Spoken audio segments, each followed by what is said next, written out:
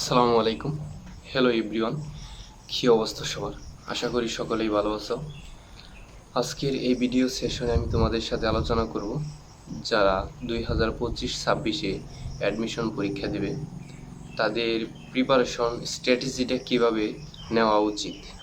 অর্থাৎ যারা একাডেমিক পরীক্ষা দিচ্ছ 2025-এ, তাদের পরীক্ষা প্রায় শেষের দিকে এখন, অর্থাৎ আর কিছুদিন পরেই তোমাদের অ্যাডমিশন পরীক্ষা।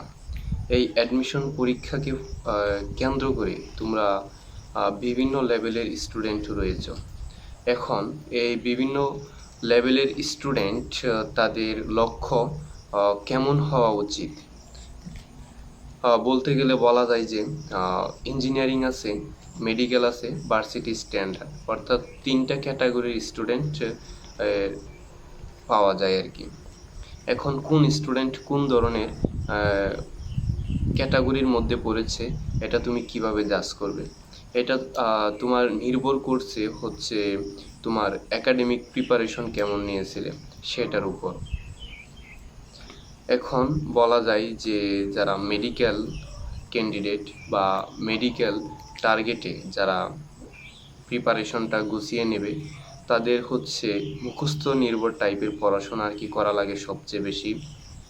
আর ইংলিশ, জিকে, অর্থাৎ তোমরা সিলেবাসটা তো বুঝতেই পারছো কেমন রিলেটেড সিলেবাস থাকবে। বায়োলজি থাকবে, ফিজিক্স, কেমিস্ট্রি, ইংলিশ, জিকে থাকবে আর কি।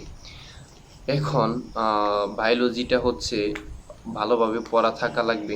আর যদি তোমার পড়াও না থাকে তাহলে যে সময় আছে এই সময়ের ভিতরে তোমার ভালোভাবে প্রস্তুতিটা গুছিয়ে নেওয়া লাগবে।